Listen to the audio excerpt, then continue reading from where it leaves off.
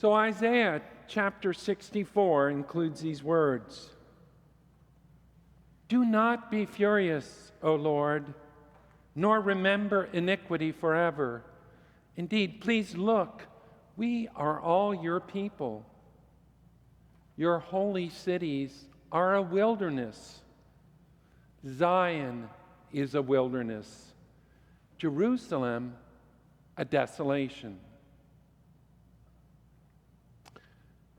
The prelude sung in Latin before the beginning of this service and this sermon share a common text. The first verse is a call for the Lord to have mercy on his people.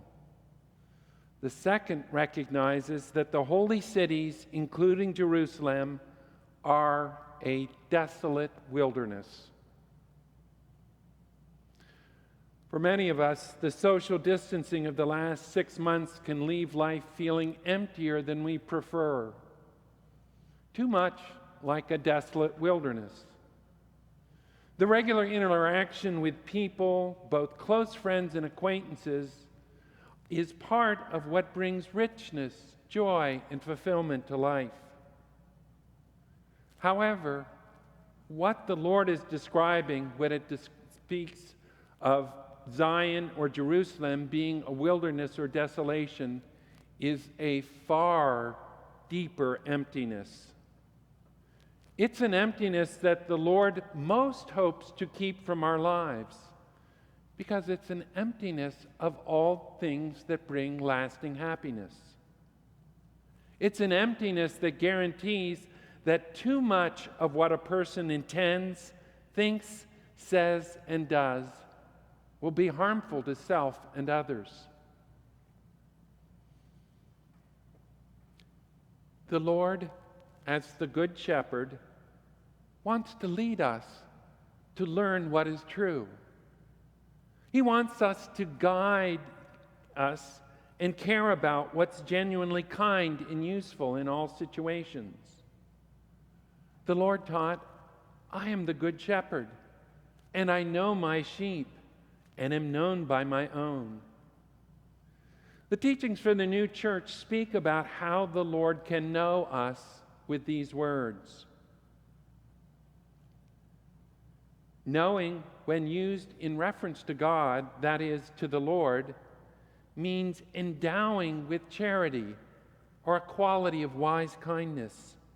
For charity, or this wise kindness, is what joins the Lord and us together, and what causes the Lord to be present with us and consequently to know us.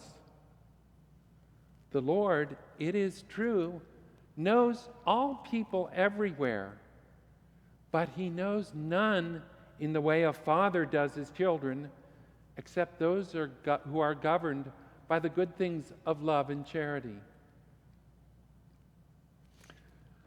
Sometimes people resort to a simple view expressed in lyrics from more than 50 years ago.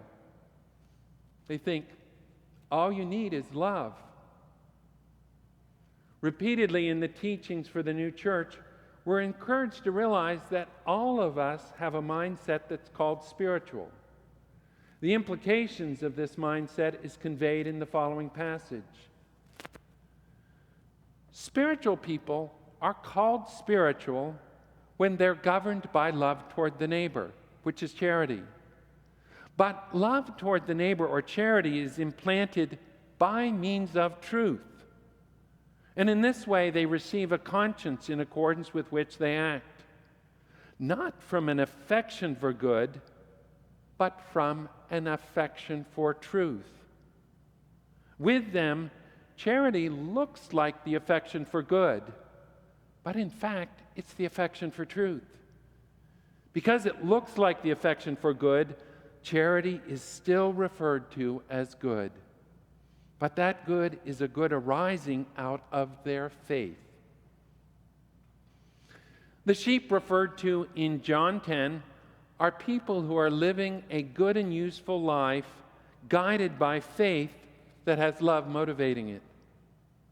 This is the life that the Lord wants for each of us.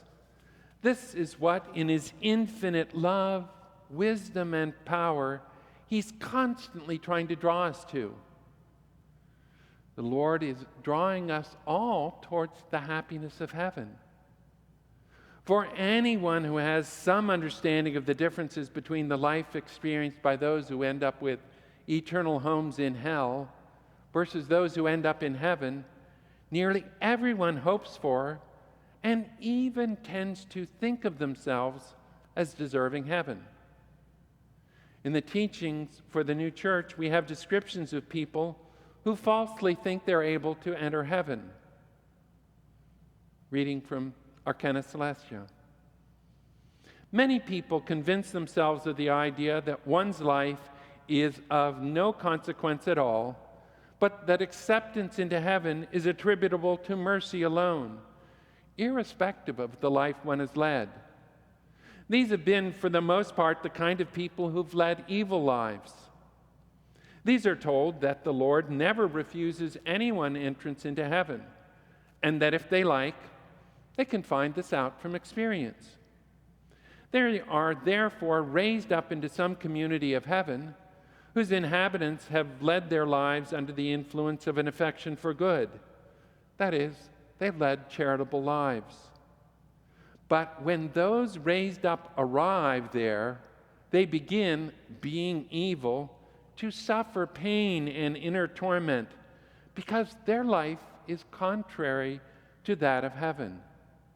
And when heavenly light shines on them, they look in that light like devils that are almost wholly devoid of human appearance. So this paragraph speaks of people who have lived evil lives. Perhaps each of us can think of people we've known or learned about who we might consider to have lived evil lives. Usually this is because of what we see to be serious breaches of civil law or from actions that strike us as morally depraved. Such people, if their inner motivation and thoughts accurately appear in their actions, may indeed end up in hell. The third lesson from today, from heaven and hell, raises a different perspective. It makes the sweeping statement that, quote, almost everyone practices honesty and fairness outwardly, even to the point of seemingly to be genuinely honest and fair, or seeming to act from honesty and fairness. This means that living according to civil law, at least enough to get caught breaking it, or living according to moral principles, at least enough not to offend others, is not sufficient basis for a life leading to an eternal home in heaven. There needs to be something fundamental underlying our words and deeds for us to be preparing to be angels. As the lesson went on to state, spiritual people have to also practice honesty and fairness outwardly, and can do so just as easily as natural people. The difference being that spiritual people believe in God and act honestly and fairly, not just because it follows civil and moral laws, but also because it follows divine laws. A person can lead what others see to be a civil and moral life, but sadly, on the inside, be the kind of wilderness and desolation spoken of in Isaiah chapter 64. A person can avoid appearing to be corrupt to most people, but still fall far short of this goal.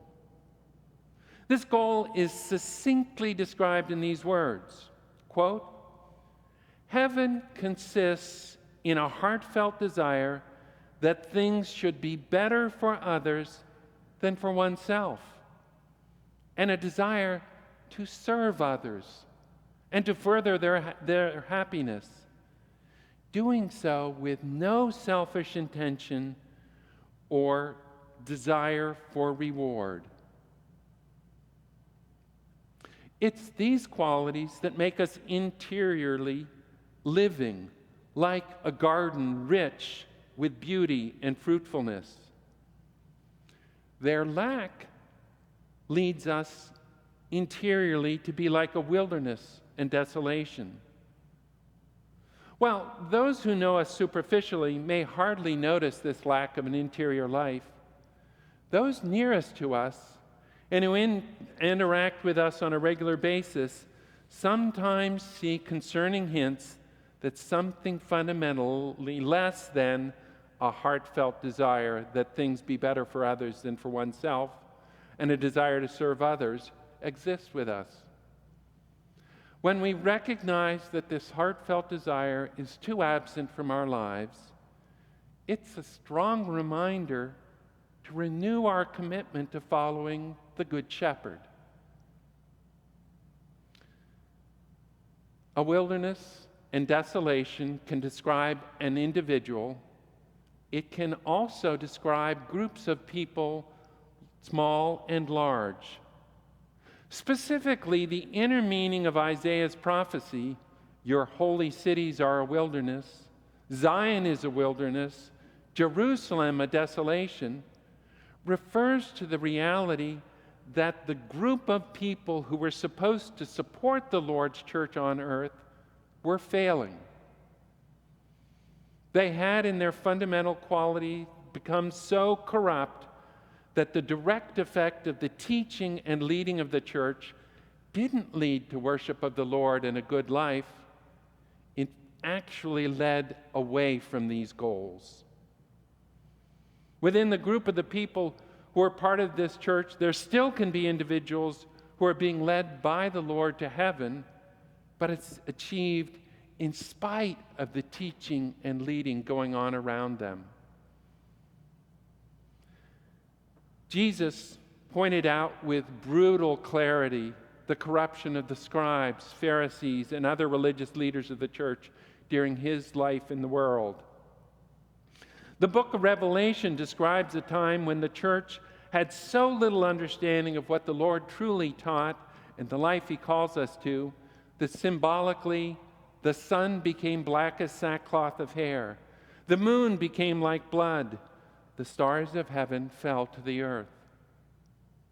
These images describe how all goodness of love was corrupted among those people, and every truth had been twisted into a false idea, and that all the concepts of goodness and truth were cast away.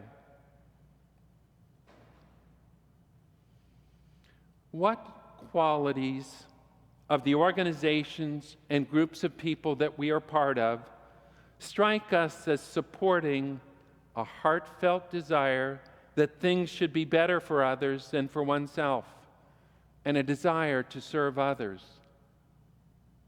The others we're called to serve include both future generations and people today who we will never meet. I hope you see some things that give you hope. And I suspect you also recognize others that bring you concern. We live in far from a perfect world. To the extent that each of us is inspired by what is true and good to follow the Lord as the Good Shepherd, he will lead us individually to become angels to eternity in the next life. This life that leads to heaven is not one of withdrawal from the world, but life in the world. This means our lives will inevitably work to be a force for good within our families, friendships, at work, and in the causes large and small that we give our time, talent, and resources to support. As more and more individuals are willing to be led by the Lord, work together, the welfare of all will benefit. People won't be looking primarily to what will support their own welfare and those with whom they most identify. They will be guided by a heartfelt desire that things should be better for others than for oneself, and a desire to serve others. Such collective efforts help to bring something of the Lord's kingdom to this world. It creates a rich environment that nurtures the spiritual development of any willing to be influenced by it. May we individually and collectively seek to be led by the Lord. May we fight the thoughts and motivations that would create a spiritual wilderness within our lives. May we be blessed now and forever with the light and warmth of heaven and the angels who invite us to join them there. Amen.